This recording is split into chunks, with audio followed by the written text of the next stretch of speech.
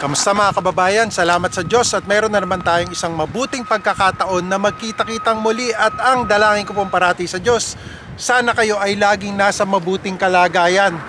At dahil nga sa nakaraan nating video, yung pinag-usapan natin about stricter rules here in Canada to reject or refuse temporary resident documents. Pag sinabi po mga temporary residents, ito po yung mga temporary foreign workers, mga international students, at mga visitors dito sa Canada. Kung hindi niyo pa po napanood yung nakaraan nating video about that, nandito po sa itaas yung link para mapanood nyo po yon, para ma-review nyo.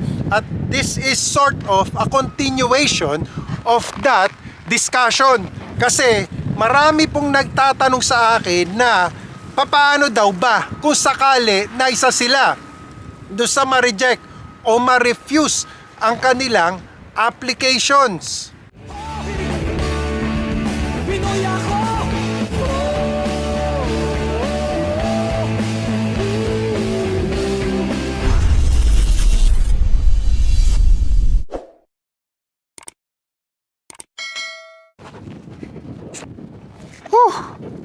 Uy, ang hangin.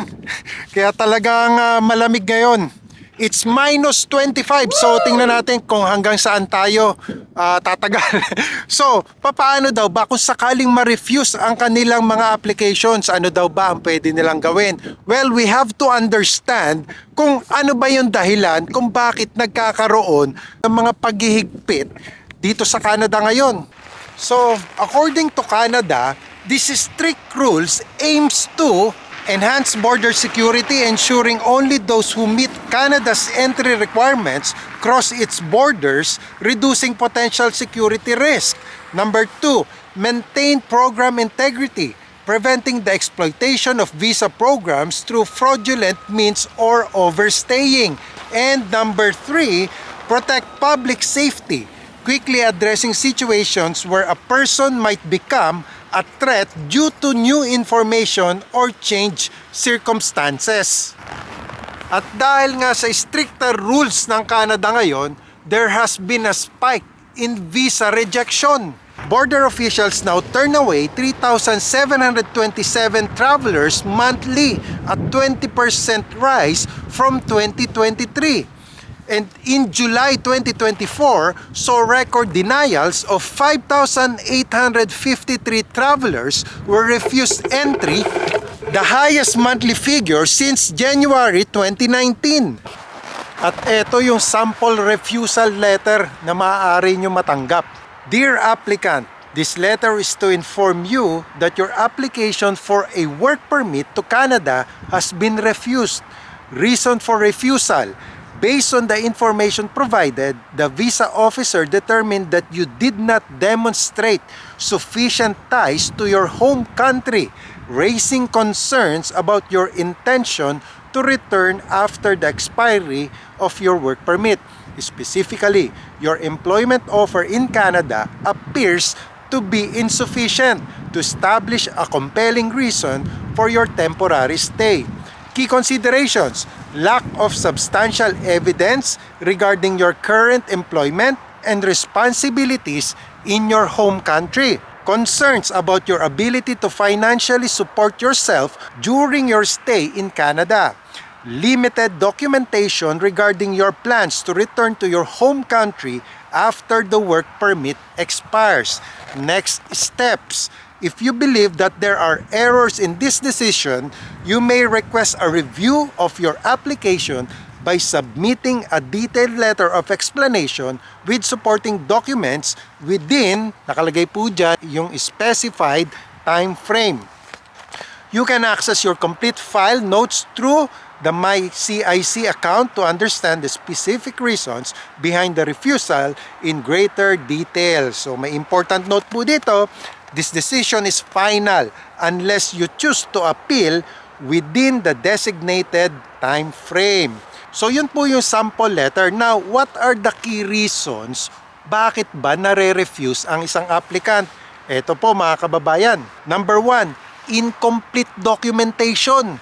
missing required documents like proof of funds, acceptance letter from a designated learning institution, job offer, or necessary qualifications. Number 2 po is financial concerns, inability to demonstrate sufficient funds to cover living expenses and tuition fees kung kayo po ay student. Number 3, lack of genuine intent.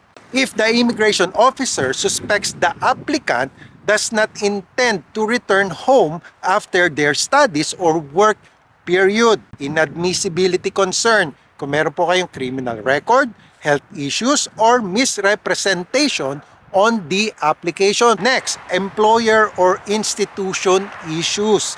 Concerns about the legitimacy of the employer or educational institution. Next, labor market impact assessment issues. For work permits, problems with the LMIA process such as insufficient proof of recruitment efforts. And lastly, weak ties to home country. Lack of evidence demonstrating strong ties to the applicant home country, making it appear they may not return. Now, ano po ang gagawin nyo kung sakali na kayo ay makareceive ng refusal letter? Now, kung sakasakali po at makaka-receive kayo ng refusal letter, ito po yung maaari ninyong gawin. Number 1, review the refusal reason. Ano ba yung dahilan? Bakit kayo na-refuse? Carefully examine the officer's notes to understand the specific reasons for the refusal. Number 2, gather additional evidence. If possible, address the concerns raised by providing further documentation or evidence to support your application. And number 3, kung hindi nyo na talaga alam ang inyong gagawin at kayo ay nalilito, that's the time that you have to seek legal advice. Consult with an immigration lawyer to discuss your options and potential appeal process. So, sana mga kababayan ay kahit papaano nakatulong ang video ito para magkaroon kayo ng information about these strict new rules to cancel, refuse, or reject temporary resident documents, at alam nyo na din ngayon kung ano yung maaaring options na inyong gawin. So I hope you like this video. If you do, please give it a thumbs up, and as always, more tips, informations, opportunities, at buhay natin dito sa Canada to come. I will see you, God willing, on my next video. Samahan nawa kayong parati ng Panginoon sa inyong pang-araw-araw na buhay, at magandang araw po sa inyong lahat.